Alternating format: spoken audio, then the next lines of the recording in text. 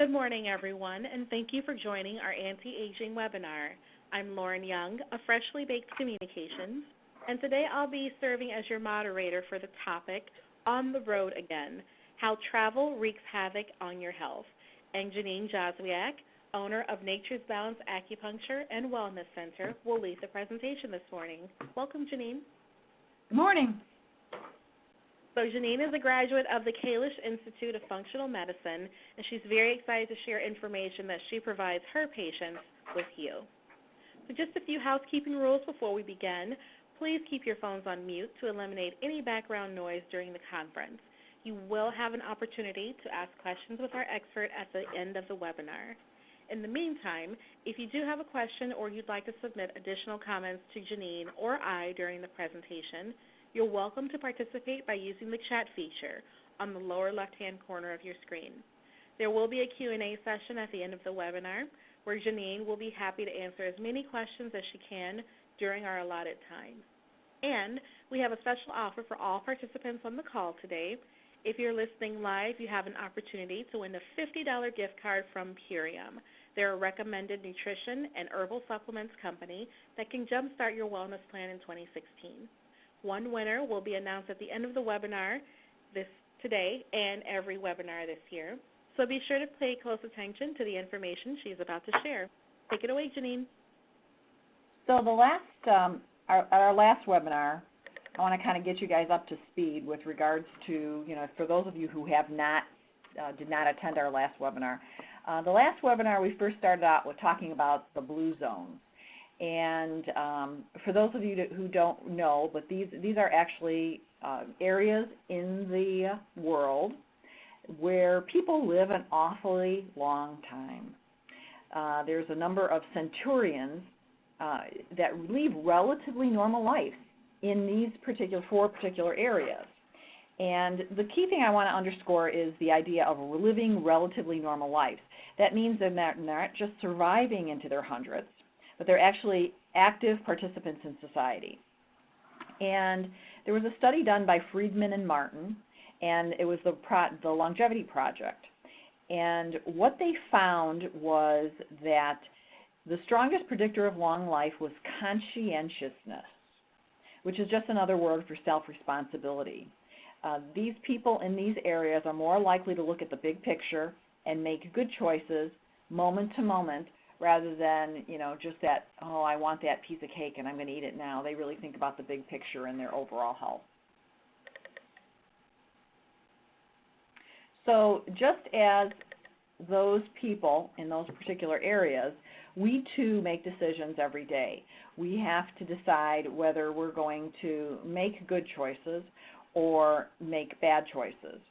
And it's really about, every day we make decisions about what to eat, whether to exercise or not, whether to hold an anger against somebody, whether to work too much or too hard, or to not take any time to distress. Some of the decisions are clearly good ones, and others are clearly not so good. But there's always a decision. Even if you make a good decision, there's always a better decision available to you. So you can always, like for example, when I go out to eat, I may have a salad, but I may upgrade that salad because I'm, maybe not getting organic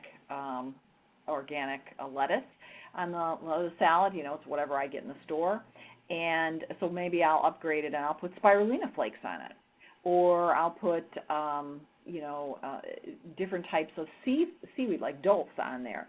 So that's a way to upgrade it. So there's always a better decision. And our goal is always to make the best decision we have given the current set of circumstances.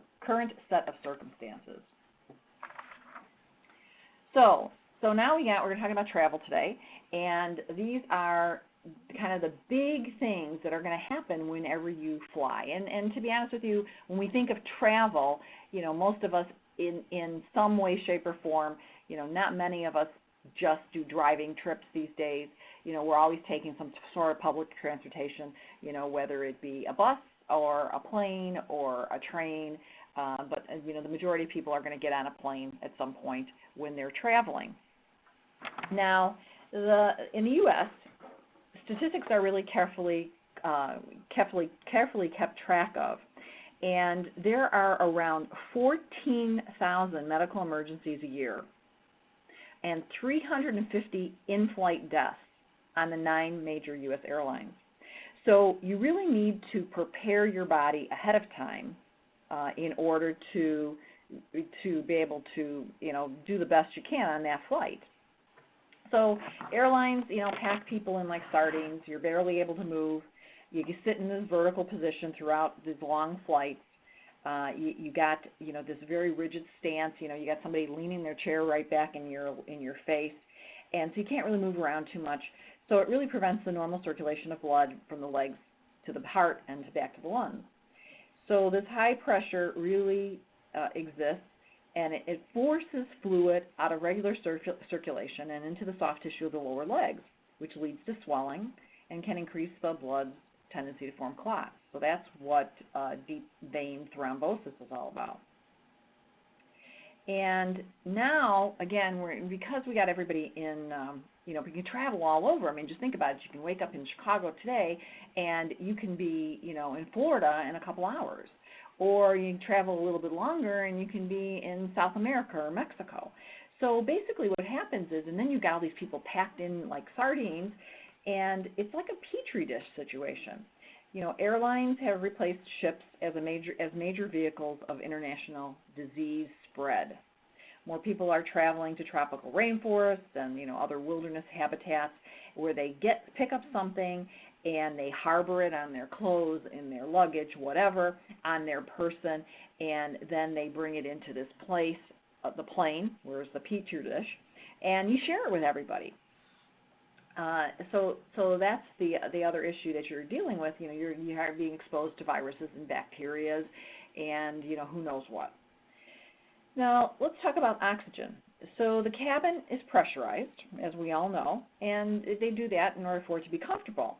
However, I think it's important to realize that the altitude of the cabin is kept at, not much below 8,000 feet.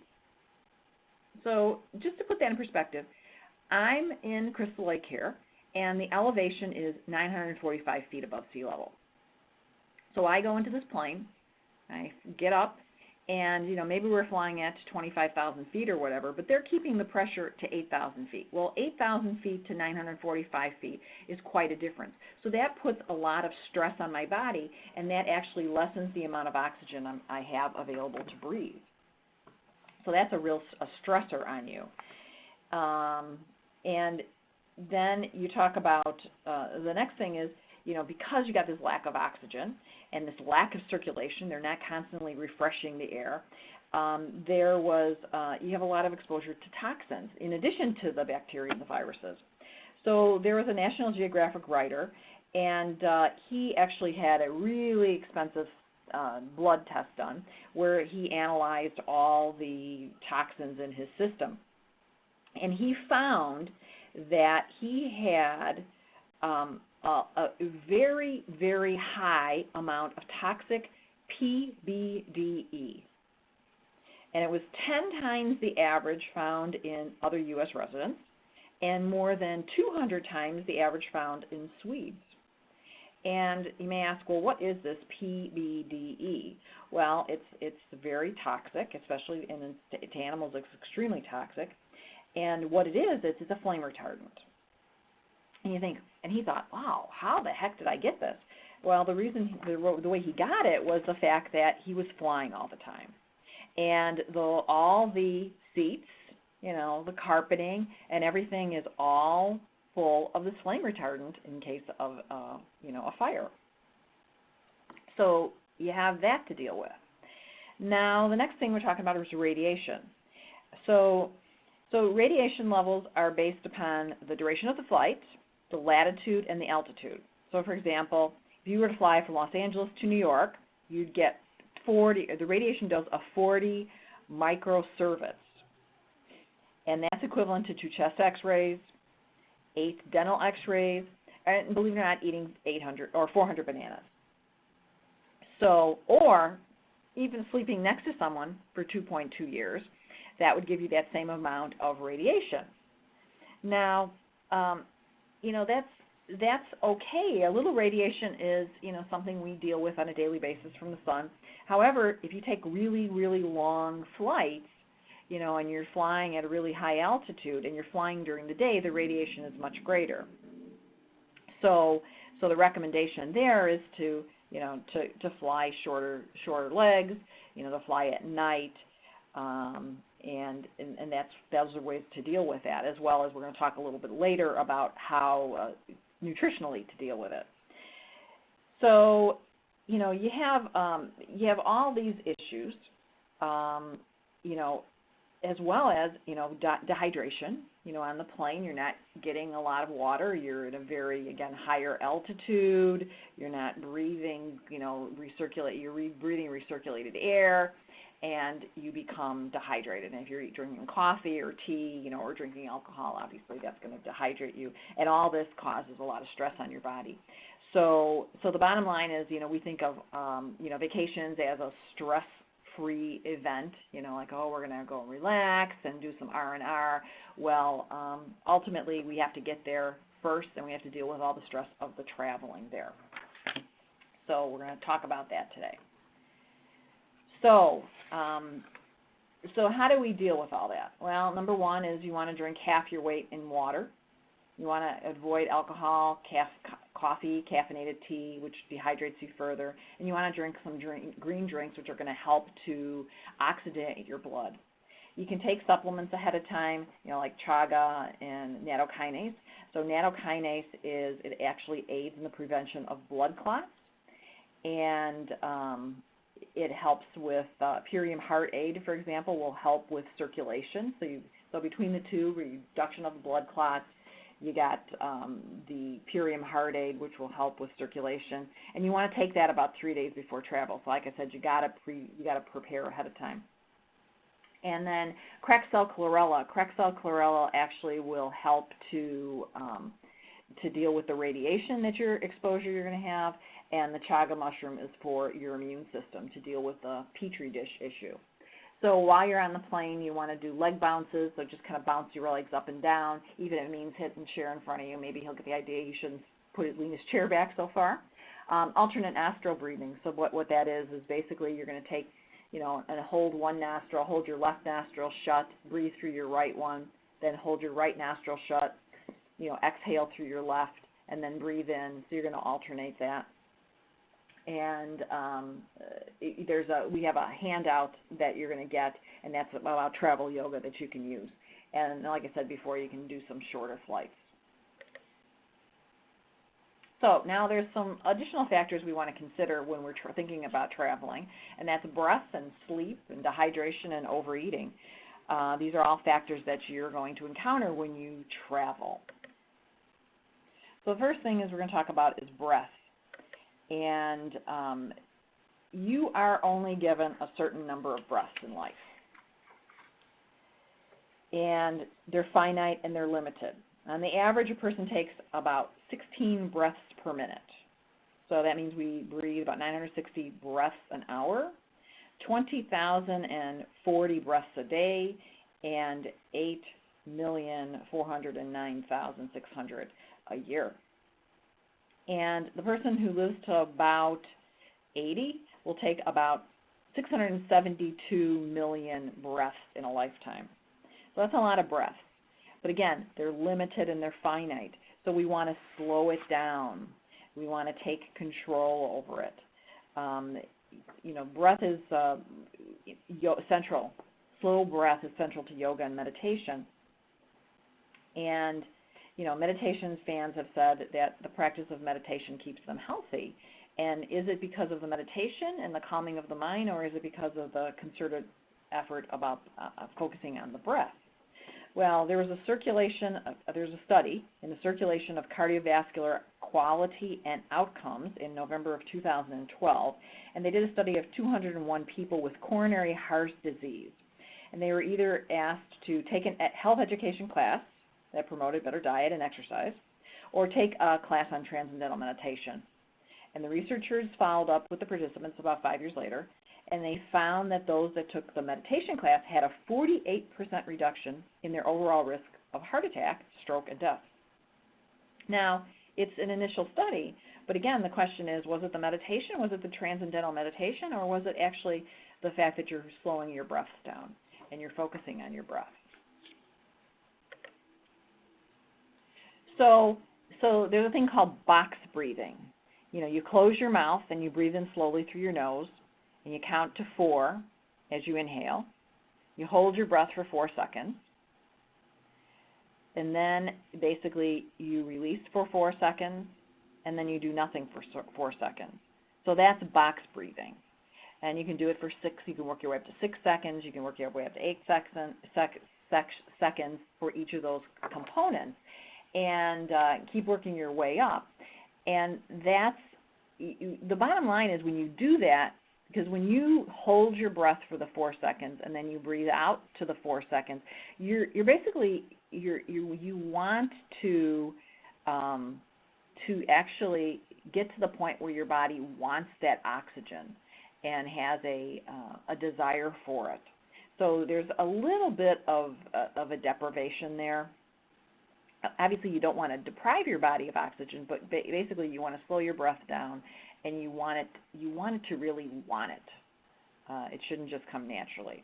And you should really concentrate on your belly and notice how it moves slowly up and down, up and down. So the next thing we're going to cover is sleep. So sleep is controlled by a circadian rhythm, and melatonin puts you to sleep, and cortisol wakes you up. And melatonin not only puts you to sleep, but it also keeps you in that deep sleep. During your sleep, your body detoxifies, repairs, regenerates, and rejuvenates. And you are required to have at least 2 hours of deep sleep, of this deep, deep REM sleep. And you need to be in a reclined position for 5 hours in order to totally rejuvenate your adrenal glands, which in Chinese medicine is considered your life force. And if you get 1 night of bad sleep, you will be as insulin resistant the next day as a type 2 diabetic. So you can consider sleep as your vitamin S, so we'll call it. Vitamin A, vitamin D, well, this is your vitamin S, and it's very important that you get that adequate amount of sleep. So here we're going to go into a little introspection here. I want you to, during our first one, I want you to learn, but I also want you to think about your own life and be able to make some choices about what you want to do and how you want to continue to live your life. So I'd ask you to take a couple seconds and just look through the symptoms here and see if any of these are something that you experience. And if you experience, once in a while, that's okay. If you experience more than 3 symptoms, that's an indication your body's trying to tell you something. And definitely if you have more than 5 symptoms, that's a big red light on the dashboard of your body's car, saying that there's definitely a problem that you have to address. So today we're going to give you some suggestions on how to upgrade your choices. And you can choose to continue to do what you're doing now, and you'll get the same results, or you can choose to make some changes and get a different response, and get different results. So let's get on the table. There's millions of books written on sleep.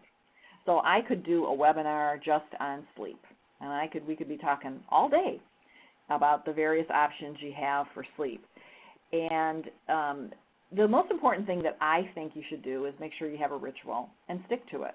So if you say, I'm going to figure out what time is good for you in terms of going to bed, whether it be 10 o'clock, 10:30, keeping in mind you have the parameters. You got to be reclined for 5 hours. You want 2 hours of deep sleep. So figure out a time that's good for you. And what's your ritual? Are you going to, breathe, listen to a particular music, calming music? Are you going to do some meditation? Are you going to do some calming yoga? Are you going to do qigong? So whatever that ritual is, figure it out and then basically implement it and do it consistently every night. In addition to that, you want to make sure you have no lights no lights projecting. People have electronic devices in their room, whether it be a phone or a clock or, a satellite dish. You want to make sure all those lights are covered. So you want your room to be really dark. You want to have it to be cool. And like I said, I'm not going to go over every single thing, but, just some ideas. The most important thing is, again, figure out a ritual and stick to it. So here we have some things about what you can eat. Sometimes people wake up because of the fact that their blood sugar drops. So as a result, if you eat a little protein before you go to bed, if that's the issue, that should resolve that. You may be low in melatonin. Well, Purium apothecary has natural melatonin in it, and it actually tastes great. So I use this mix it with apple cider and some water and the cherry juice, and I warm it up, and I have a nice little drink before I go to bed. We have transdermal magnesium. Transdermal magnesium is used to calm down the body and to relax everything. We have reishi. Reishi is also a very calming herb, so that's something that you can use, and we have a couple things in our office, hot cocoa, and then there's actually a reishi mushroom drink. With regards to exercise, like I said, you can do the controlling your breathing, do some meditation. There's a qigong, 10 minutes in the morning and 10 minutes at night qigong session that can prepare you for bed. Beethoven and Bach they actually are very helpful at raising the level of neurotransmitters, the serotonin and GABA in your brain and your peripheral nervous system. And so for some reason, this music actually is written with a 60 beats per minute pattern, which amplifies the frequency of the brain wave, and it actually is very calming. So I've written here Bach and Beethoven are really good ones to listen to. Next thing we're going to talk about is dehydration. So water is the driver of all nature, and that was Leonardo da Vinci who said that. The blood is 90% water, which is 50 to 80 quarts of water in the human body. And most of the time, we don't even realize we're dehydrated, because by the time we realize we're thirsty, we are really dehydrated. So just to put things in perspective, 1% drop in optimal hydration rate can damage your DNA. Circulation and oxygen are reduced when you're dehydrated. A 2% decrease in water creates fuzzy memory and dizziness. So some of the common causes of dehydration, include vigorous exercise, especially when it's hot, intense diarrhea, vomiting, fever, or excessive sweating. And not enough water during exercise, or even when you're just in hot weather, can cause dehydration. This is particularly a problem for anybody who's young and seniors, and they're most susceptible to the heat. So you got to be really on top of it and really focus on your hydration levels, and again, put a practice into place to make sure that you're going to get what you actually need. So here are some symptoms of mild dehydration, severe dehydration. Take a couple seconds and look these over, and if you see yourself in these symptoms, then it's something to really kind of address, because again, we are 90% water. So if we are deficient, our body is not functioning properly, and our organs and glands are not going to be functioning properly either.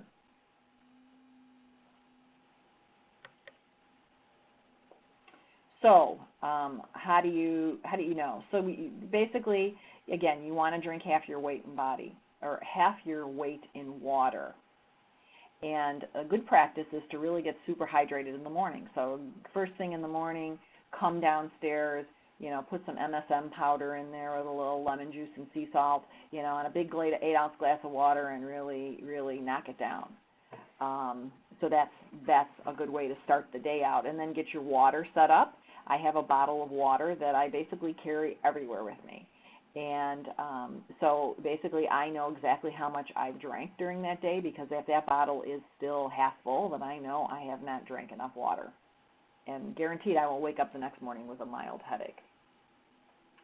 The Purium has a master amino acid supplement, and it is amino acids that are available to your body within 23 minutes of taking it. Amino acids are the building blocks for your body, for your cells, for your muscles, for your tissue, and it can often be it can help with dehydration headaches. So it can help to start to hydrate you. And obviously you need to drink some water with this, but the combination of those two things can really help with dehydration headaches. Let's see. And then obviously, like I said, if you're exercising, you're sun or sweating or whatever thing, you want to increase the amount of water you're drinking. Overeating. That's our next one. Next topic we're going to cover. So eating on the road is really tough. You know, you don't know what you're getting. You don't know how it's cooked. You don't know where they got it from. You don't know what the thoughts the chef had in mind. Was he having a bad day when he cooked it? You know, so there's an energetic component to it, and you don't know any of that stuff. So you're really at the mercy of the place that you go. So it's really important when you're on the road to choose really wisely, you know, to try and make your best choice while you're on the road with regards to where you go to eat and with regards to what you actually choose to eat. The heart is actually, your heart is built for your ideal body weight. And if you are overweight, then that's putting more stress on your heart. And so obviously that's going to cause issues with the heart, ultimately. Now, that being said, your body needs food to survive. However, the very process of extracting the energy from the food and metabolizing the food creates a stress on your body. So if you think about it, if you're overeating, you're actually multiplying that stress on your body. And so you're stressing your heart out because you're going to gain weight, and you're also stressing your body out because of the fact it's causing more stress as you're, extracting the energy, metabolizing that food, and actually trying to utilize it. So that's part of the reason why it can lead to shorter lifespan, and serious health problems are very common when people are overweight or extremely overweight, especially like cardiovascular disease and type 2 diabetes. So the one thing you want to do is you want to make sure the only things you put in your mouth will help you thrive, not survive. So think about it that way. And again, when you're on the road, it's tough. I always ask for personal recommendations from people. I try to avoid chains. I try to go to local places. And, when I get there, I try to make the best choice I can make to get the best food I can get while I'm there. So you want to eat, about every 2 hours in a 10-hour window, so that's 5 times a day. Now, I'm going to say this right now. Some people, this is too much. Some people, they can do 3 meals a day and they're fine with, 3 good quality meals. So you have to kind of, when it comes to diet, there is no, you don't get 100. There's no perfect diet that's going to apply to everybody. So what you need to do is you need to play around with it. And I'm giving you some ideas about how to play around with it. For me personally, 3 meals a day is good. I may have a fourth meal, which is like a little snack. But again, that's what I feel is right for me and works for me. Other people may need to eat every 2 hours to maintain their blood sugar. So you got to play around. The other thing is you can fast for 12 hours. So you can go to sleep at night, have your dinner, and then basically not eat until the next morning 12 hours later. And that's also a way to help, again, control the amount of calories you're getting in. You can take super aminos, and super aminos along with a Purium shake can actually replace a meal. So that's a way to control the quality of what you're ingesting while you're on the road, as well as the amount you're getting into your body. So these are a couple options in terms of how you can keep your calorie level within a reasonable amount, even if you're on the road, as well as even if you're home, you can do these things. So we've talked about, we've gone through the five things that you have to really watch for when you're flying. You know, lack of oxygen, the exposure to viruses and bacteria and toxins, deep vein thrombosis, radiation, and stress. The stress of the travel, the stress of all this other stuff on your body. We also talked about breath, the importance of breath, the finite and limited, the need for sleep, deep sleep, 2 hours deep sleep, 5 hours reclined position, dehydration and what it can do to your body. So you need half your water or half your weight in water, and then overeating and the fact that your heart was built for a certain weight, an ideal weight, and getting off of that causes stress on your body. So how do you do it? We're going to do a little summary about how you can preserve your health on the road. So as we said, with regards to circulation, you know, we have the Purium Heart Aid, we have which will help help with circulation. The nattokinase will help with blood clots, eliminating blood clots because it kind of thins the blood out a little bit. And Purium Chlorella. All these things you want to do at least 3 days ahead of time to prepare for that flight. You don't want to do it like first thing when you get there. You have antioxidants that you get from chaga mushroom, which is and reishi, which in Chinese medicine they rank right up there as like reishi is like one of the top 3 herbs that we look at in terms of our pharmacopoeia as most important. Green drinks are going to help oxygenate your blood, and again, we got some chlorella here to help with the green drinks, to help oxygenate your blood, to help with your immunity. Sleep aids, apothecary, and that is good for getting natural melatonin. Reishi mushroom is basically a very calming mushroom, so it's going to calm you down and get you into that place where you can go to sleep easily. And transdermal magnesium. Transdermal magnesium you can take orally, but most of the time we are deficient in magnesium because if you look at anything that, like for example, that's processed, when processed food is processed, they basically remove all the nutrients and then they put back what they think is important. Well, they put back calcium, but they never put back magnesium. So as a result, most people are deficient in magnesium. And transdermal magnesium actually is one of the best ways to get the magnesium because magnesium actually draws more fluid to your large intestines. So as a result, when you start to take too much of it, you can have really loose stool, and so people stop. And then they really never get up to the level that they should be at. So transdermal magnesium, you rub it on your skin, and it bypasses your digestive system. So that's a good way to get the magnesium you need. And again, it's very calming. So just to review, stay hydrated. Drink half your body weight in water. Make sure you do some box breathing, taking long, deep breaths, very slowly. Make sure you get enough sleep.